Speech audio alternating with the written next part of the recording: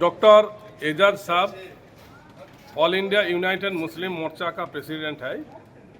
उन्होंने यहाँ पे एक कार्यक्रम का बंदोबस्त किया है, तो बंगाल से मेरे को बुलाया गया है। इस कार्यक्रम में मैं और मेरा साथी लोग यहाँ पे आया है। यहाँ पे इतना महत्वपूर्ण कार्यक्रम में मैंने शामिल होके वो एजाज साहब को मैंने बहुत बहुत बधाई देता है। आर्टिकल 341 और 1989 में SC/ST का ऊपर जो अत्याचार होता था, अत्याचार निवारण आइन का बारे में बहुत सारे जानकारी मिला है। ये बिहार का यहाँ पे मूल निवासी आदिवासी SC/ST और OBC का क्या हाल चल रहा है, उसका बारे में बहुत कुछ इन्फॉर्मेशन मिला है।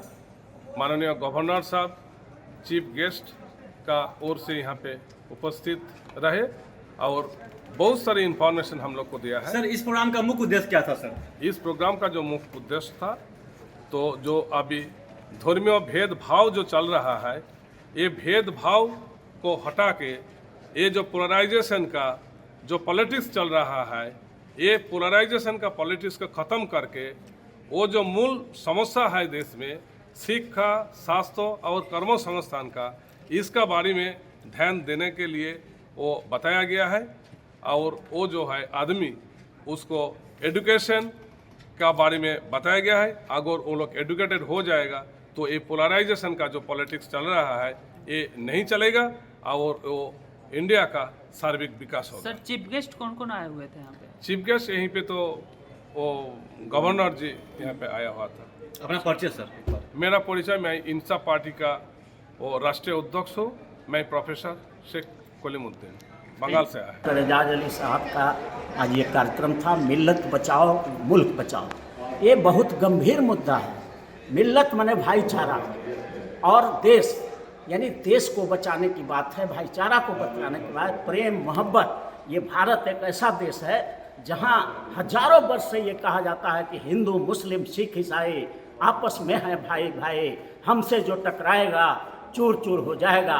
तो ये गंगा जमुनी तहजीब वाला ये भारत देश, जहाँ हिंदू मुसलमान सिख ईसाई हर धर्म के हर मजहब के लोग मिलजुल करके रहते थे, आज नफरत की दीवार पैदा किया जा रहा है सिर्फ सियासी कारण से। जो आरक्षण विरोधी ताकतें हैं भारत की, फिरका परस्त ताकतें हैं, जो कट्टरपंथी ताकतें हैं, वो हिंदू और मुसलमान में तोड़ करके सत्ता में बना रहना चाहता है। और उसी के खिलाफ आज हम लोगों ने भाईचारा बनाओ, मिल्लत बनाओ और मुल्क बचाओ का ये नारा देते हुए आज पटना के सबसे बड़ा जो बापू सभागार है उसमें बड़ा सम्मेलन हुआ। कम से कम 25,000 लोग यहाँ पर जुटे हुए थे और सब के सब बड़ा ध्यान से सुना और सब ने कहा कि जिस दिन हम लोग पांचों भाई मिल जाएंगे, शेड्यूल कास्ट, शेड्यूल ट्राइब, अति पिछड़ा, OBC और माइनॉरिटी, ये पांचों भाई जिस दिन मिलकर के देश में खड़ा हो जाएंगे तो हमारी आबादी 90% होगी। और इसमें 90% आबादी जो चाहेगा वो देश में कर सकता है।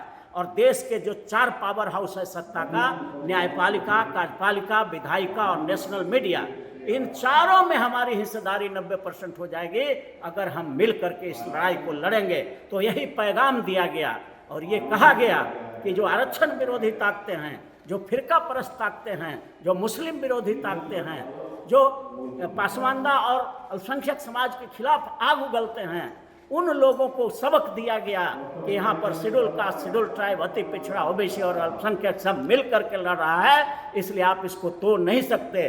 तो हम उन फिरका परस्त ताकतों को आह्वान करते हुए कहना चाहते हैं कि आप सावधान हो जाओ, ये माइनॉरिटी समाज अकेले नहीं है, इसके साथ शेड्यूल कास्ट है, शेड्यूल ट्राइब है, अति पिछड़ा है, OBC है, माइनॉरिटी है।